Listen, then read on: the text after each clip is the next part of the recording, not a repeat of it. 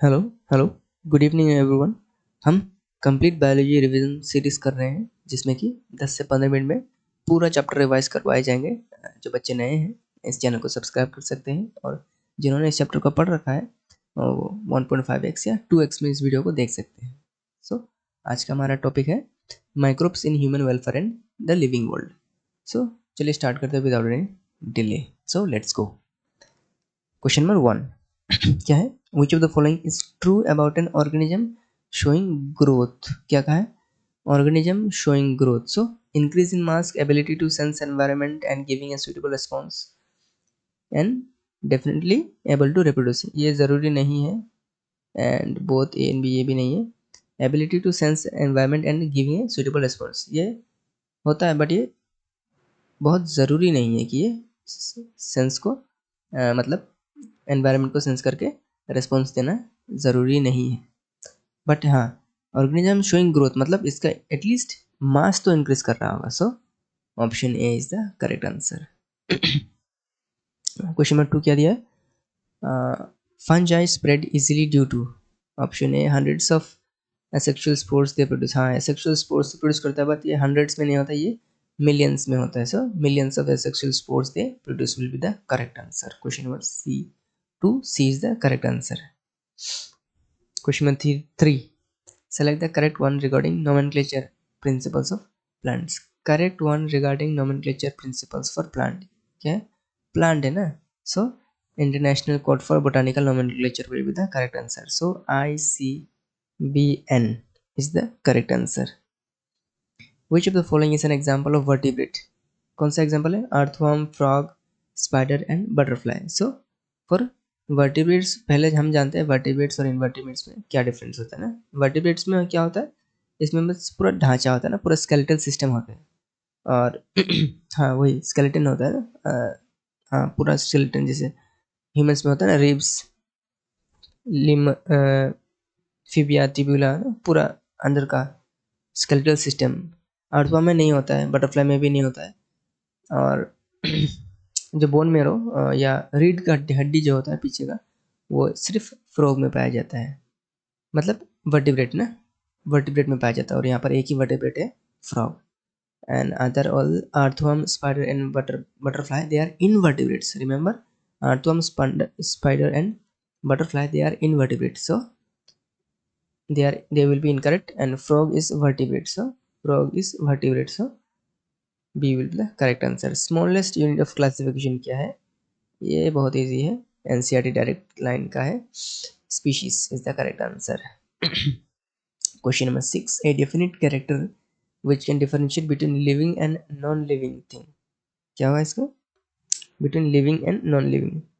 ये growth, reproduction. हाँ, reproduction ज़रूरी नहीं है और कॉन्शियसनेस ये भी ज़रूरी नहीं है। So growth and isolated metabolic reaction and growth. According to NCERT यहाँ पर दिया हुआ है ग्रोथ, बट ये भी सही है, बट अकॉर्डिंग टू आंसर आप, according to the NCERT you have to select growth. Question number 7. Which of the following holds true for scientific nomenclature? True for scientific nomenclature. Question number 7. Naming of living organism in English language. English तो नहीं होगा, English तो नहीं होगा। Naming of particular organism by same name all over the world. हाँ ये सही है, दिस इज करेक्ट। एक ही नाम से एक पर्टिकुलर ऑर्गेनिज्म को जाना मतलब जानना जाना चाहिए ना। So B will be the correct. और बाकी ऑप्शन क्या दिया है? Name of living organism in such a manner that it may cause less confusion. नहीं, ये नहीं होगा। Naming of living organism in such a manner that it becomes easy to pronounce. Pronounce easy hard ये सब इनका फंडा नहीं है। सो B will be the correct answer. Question number 8. The main objective of plant taxonomy is. Main objective क्या है इसका? To study the world's flora. To study the world's flora. Is the correct answer. Flora and fauna को पढ़ने के लिए हम लोग taxonomy पढ़ते हैं in plant taxonomy. To provide a method of identification and nomenclature, yes, identification nomenclature इसलिए हम करते हैं to provide Latin scientific names for every group of plants in the world. Yes, this is also correct. So all of these are correct. Question number 9, select the correct statement from the following. यहाँ पर क्या दिया हुआ है? Option है presence of notochord ना, क्या दिया है? Select the correct statement. Presence of notochord and dorsal hollow neural system are included in phylum arthropoda ना। नहीं ना, not presence of notochord and dorsal hollow neural system are included in the phylum arthropoda ना। Phylum arthropoda नहीं हुआ, यहाँ phylum कोडाटा हो ना, phylum CHO,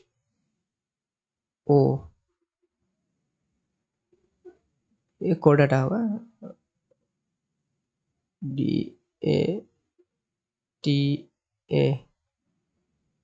phylum कोडाटा होगा। सो आर्टोपोडा नहीं होगा। Convolvulaceae solanaceae are included in the order polemoniales of on the basis of floral characters ना, ऑफ ऑर्डर। यहाँ पर convolvulaceae and solanaceae are included in the order polemoniales नहीं होगा, यहाँ पर क्या होगा? ऑर्डर सोलेंस होगा ना, SOLANES, सोलेंस होगा। सो ये भी इनकरेक्ट हो गया। And option B is also an incorrect. Order of Primata comprising monkey, gorilla and gibbon are placed in class Mammalia along with order Chordate. ना Chordate एक ऑर्डर नहीं, ये पर गलत है। ऑर्डर की जगह यहाँ पर फाइलम होना चाहिए था, फाइलम Chordate ना, ऑर्डर नहीं है। Chordate is a phylum, so this is also an incorrect. हमेशा याद रखना, ये कोडेट एक ऑर्डर नहीं है, एक फाइलम है। और यहाँ पर पोलिमोनियस नहीं होगा, यह क्या होगा? यहाँ पर कोडेट होगा, यहाँ पर कोडेट होगा। And yes, so as we move to lower taxa, the difficulty is determining similar characteristics greater. Yes, this is our correct answer, option B.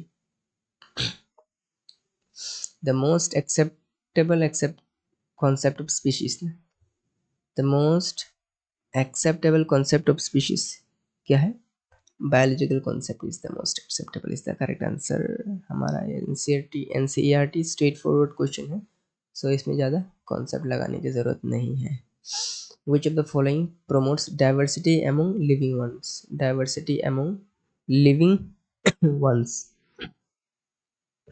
So inheritance from common ancestors, classification of organism, natural selection in different organism environment. ये हाँ, this is the correct answer for promotes, diversity को ज़्यादा promote करता है, क्योंकि यहाँ पर natural selection हो रहा है in different environment. So option C will be the correct answer. Question number 12, family and order of triticum and aestivum. Triticum का फैमिली क्या होगा? ये पोएसी था, और इसका ऑर्डर क्या था? पोल्स था। So Poaceae is the correct. ये मोनोकोटिलियन नहीं होगा, मोनोकोटिलियन ना, पोल्स होगा, order Poales. So Poaceae and Poales is the correct answer. Question number 13, which of the following statement is incorrect पूछा, इसको ध्यान से देखना है। इनकरेक्ट पूछा गया है विथ रिस्पेक्ट टू बायोलॉजिकल और scientific names, with respect to biological और scientific names. Scientific names are generally in Latin and printed in italics. हाँ, ये सही है। And scientific names are used all over the world. This is also correct. Scientific names ensure that one organism has only one name. बिल्कुल सही है। One scientific name can be used for two related species. ना, ये बिल्कुल ही गलत है यार, ये तो बिल्कुल ही गलत कर दिया। सो इनकरेक्ट है ना, so incorrect, option D will be the correct answer. The nutrient medium for beer is fermented rice, cashew, apple, potato and melted cereals ना। फर्मेंट करना है फॉर बियर, फर्मेंट करना है फॉर बियर, क्या होगा ये, malted cereals will be the correct answer. और भी वो भी कौन सा, सबसे ज़्यादा बार्ली का हम इस्तेमाल करते हैं for beer. So option D will be the correct answer. Question number 15, mark the, यहाँ पर भी मार्क द इनकरेक्ट स्टेटमेंट पूछा है, mark the incorrect match, mark the incorrect match पूछा गया है। Lipase candida, lipase candida, yes this is correct. Amylase aspergillus, this is also correct. Antibiotic against life, ये भी सही लग रहा है, बट देखते हैं। Curd lactic acid bacteria, this is correct. Antibiotics against life with respect to humans, नहीं नहीं नहीं, ये नहीं हो सकता ना, क्योंकि एंटीबायोटिक खाते हुए अगर अगेंस्ट लाइफ दिया तो इंसान ही मर जाएगा ना। तो अगेंस्ट लाइफ नहीं होगा, अगेंस्ट यहाँ पर अगेंस्ट माइक्रोब्स होगा, अगेंस्ट माइक्रोब्स होगा, अगेंस्ट MICROBS ना, अगेंस्ट माइक्रोब्स, अगेंस्ट लाइफ नहीं होगा, वरना एंटीबायोटिक का मतलब ही क्या रह जाएगा। Okay, so C is our correct answer.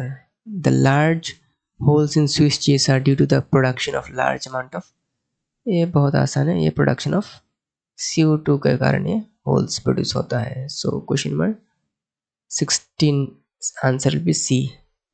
17, the technology of biogas production was developed in India mainly due to the efforts of, ये भी direct straight forward NCERT line है, IARI and KVIAC, both A and B are correct. Question number 18, which of the major rivers of our country are being saved by Ministry of Environment and Forest? So Ganga Jamuna, yes पहला option ही correct है, Ganga and Jamuna, not Jamuna, Ganga and Yamuna. Question number 19, in which of the following step large and small particles are removed from sewage? The sequential filtration and sedimentation, sequential filtration and sedimentation. So sequential filtration and sedimentation में primary treatment होता है ना, particles small and large particles are remove किया जाता है, उसे primary treatment कहा जाता है। So D will be the correct answer.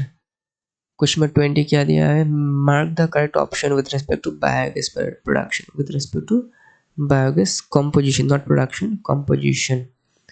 10% methane नहीं, मीथेन तो 50 to 70% मीथेन प्रोडक्ट होता है ना, और so this will be incorrect, so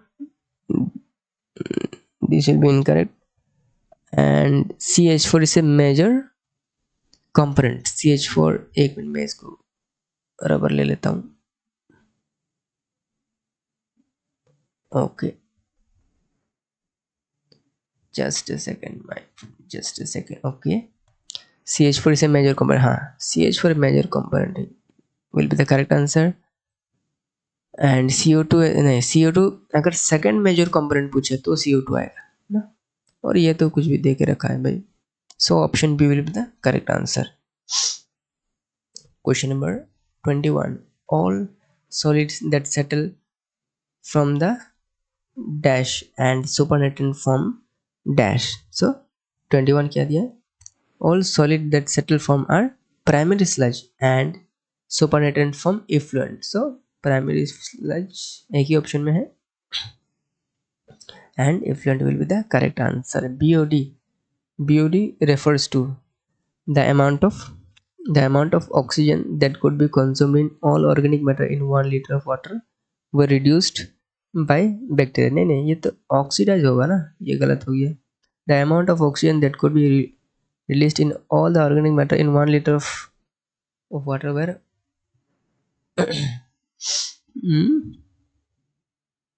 oxidise तो दिया है, बट यहाँ पर कंज्यूम्ड होना चाहिए ना, रिलीज दे दिया है, so it will be incorrect.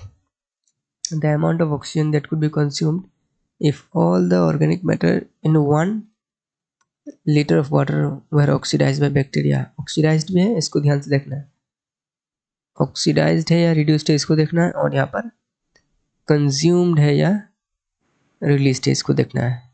जहाँ पर कंज्यूम्ड हो और ऑक्सीडाइज हो तो उसको टिक मार के चले जाना है। So C will be the correct answer.